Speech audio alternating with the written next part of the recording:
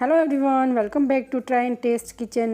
આજે હું તમારી સાથે શેર કરીશ સાબુદાણાને પલાળવાની ઝંઝટ વગર એકદમ મસ્ત નવી યુનિક રેસીપી જે તમે ક્યારેય નહીં જોઈ હશે. તો ફક્ત 5 થી 10 મિનિટમાં જ બનીને તૈયાર થઈ જાય એવી આ રેસીપી છે. તો વિડીયોને એન્ડ સુધી જરૂરથી જોજો.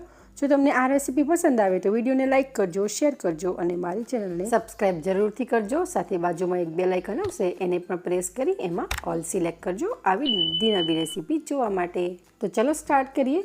તો અહીંયા મેં 1 કપ સાબુદાણા લીધા છે. સાબુદાણા કાચા છે, આપણે પલાળવાની બિલકુલ જરૂર નથી. અને હવે આપણે મિક્સર જારમાં સાબુદાણાને એડ કરશું અને 1 ચમચી જેટલા સાબુદાણા આપણે આખા સાઈડમાં રાખી દઈશું. હવે આપણે ઢાંકણ બંધ કરી આ સાબુદાણાનો ફાઇન પાવડર બનાવી દેવાનો છે. તો તમે જોઈ શકો છો કે સાબુદાણાનો આપણો પાવડર બનીને તૈયાર થઈ ગયો છે. હવે આપણે આ સાબુદાણાના પાવડરને એક મિક્સિંગ બાઉલમાં ટ્રાન્સફર કરી લઈશું. સાબુદાણા બહુ વધારે પડતા આખા કે બહુ મોટા ન રહે એનું ખાસ ધ્યાન રાખવું. હવે આપણે અહીંયા 2 ચમચી જેટલા શીંગના દાણાનો ભૂકો ઉમેરીશું. અહીંયા મેં કાચા શીંગના દાણાનો ભૂકો યુઝ કર્યો છે. તમારી પાસે શેકેલા હોય તો તમે એનો પણ યુઝ કરી શકો છો. 1 ઝીણું સમારેલું લીલું મરચું અને 1 ટેબલસ્પૂન જેટલી આપણે કોથમીર ઉમેરી છે. અહીંયા મેં 2 મીડિયમ સાઇઝના બટેટાને બાફી લીધા છે. હવે આપણે બટેટાને ખમણી વડે ખમણી લેવાના છે. બટેટાને આપણે ખમણીને જ યુઝ કરશું, મેશ કરીને યુઝ નહીં કરીએ. મેશ કરશું તો એમાં ગાંઠા રહી જશે અને આગળ આપણને પ્રોબ્લેમ આવશે. તો તમે જોઈ શકો છો કે બટેટા અહીંયા ખમણાઈ ગયા છે. હવે આપણે સ્વાદ પ્રમાણે મીઠું ઉમેરીશું અને જે આપણે સાબુદાણા આખા રાખ્યા હતા એને આપણે ઉમેરીશું. ક્રન્ચી ટેસ્ટ ખૂબ જ સરસ લાગશે. હવે આપણે 1/4 ટીસ્પૂન જેટલો ગરમ મસાલો ઉમેરીશું. જો તમે ઉપવાસમાં ખાતા હોવ તો ઉમેરવાનો, અધરવાઇઝ તમે સ્કીપ કરી શકો છો. આની સિવાય તમારે લીંબુ ખાંડ ઉમેરવા હોય તો પણ ઉમેરી શકાય. હવે આપણે બધું જ એકદમ સારી રીતે મિક્સ કરી લેવાનું છે. તો ખૂબ જ સરસ બાઇન્ડિંગ આવી ગયું છે. એનો મતલબ કે બટેટું અને સાબુદાણાનું પ્રમાણ એકદમ પરફેક્ટ છે. જો ના આવતું હોય તો તમે વધુ એક નાનું બટેટું બાફીને ઉમેરી શકો છો.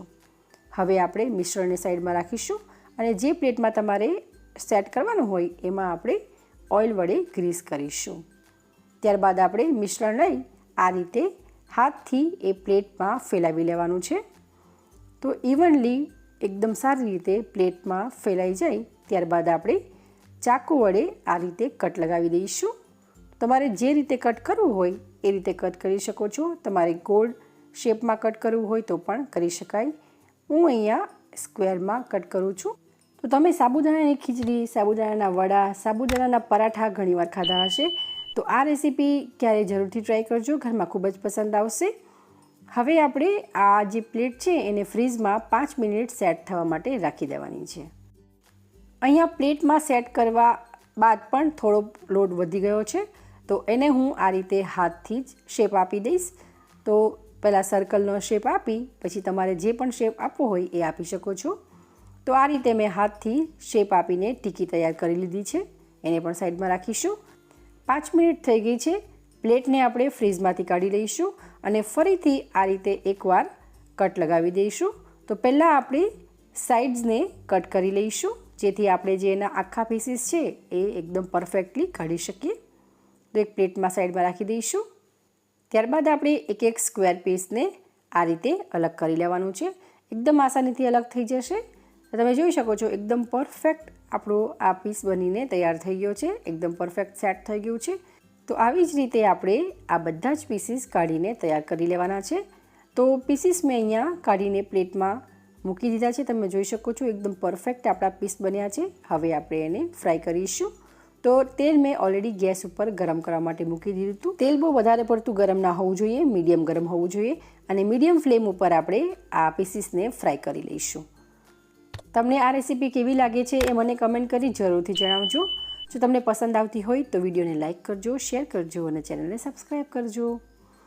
તો 2 સાઈડથી ગોલ્ડન ક્રિસ્પી થાય ત્યાં સુધી આપણે ફ્રાય કરી લેવાની છે. તમે જોઈ શકો છો એ ખૂબ જ સરસ કલર આવી ગયો છે અને જેને જોતાં જ ખાવાનું મન થઈ જાય એવો આપણો આ સાબુદાણાનો નાસ્તો બનીને તૈયાર છે. તો હવે આપણે આ બધા પીસીસને એક્સ્ટ્રા ઓઇલ રિમૂવ કરી ટીશ્યુ પેપરવાળી પ્લેટમાં કાઢી લઈશું. તો તમે પણ એકવાર આ રીતે ઘરે જરૂરથી બનાવજો. ક્યારે તમે સાબુદાણાને પલાળવાનું ભૂલી જાઓ તો આ નાસ્તો તમે ફટાફટ બનાવીને તૈયાર કરી શકશો અને ઘરમાં બધાને ખૂબ જ પસંદ આવશે. તો ગરમા ગરમ નાસ્તાને આપણે સર્વિંગ પ્લેટમાં સર્વ કરીશું. તો તમે પણ એકવાર આ રીતે ઘરે જરૂરથી બનાવજો અને કેવો બને છે એ તમારા ફીડબેક મને કમેન્ટ કરી જરૂરથી જણાવજો. જો તમને મારી આ રેસીપી ગમી હોય તો વિડીયોને એક લાઇક જરૂરથી કરજો, શેર કરજો અને આવી જ નવી રેસીપી જોવા માટે ચેનલને સબસ્ક્રાઈબ જરૂરથી કરજો. હું તમને અંદરથી તોડીને પણ બતાવી દઉં. તો ઉપરથી એકદમ ક્રિસ્પી અને અંદરથી એકદમ સોફ્ટ એવો આપણો આ સાબુદાણાનો નાસ્તો બનીને તૈયાર છે. તમને કેવો લાગ્યો એ મને કમેન્ટ કરી જરૂરથી જણાવજો અને જો ગમ્યું હોય તો વિડીયોને લાઇક કરજો, શેર કરજો, ચેનલને સબસ્ક્રાઈબ કરજો. તો ચલો ફરી મળીશું એક આવી જ નવી રેસીપી સાથે. Thank you for watching.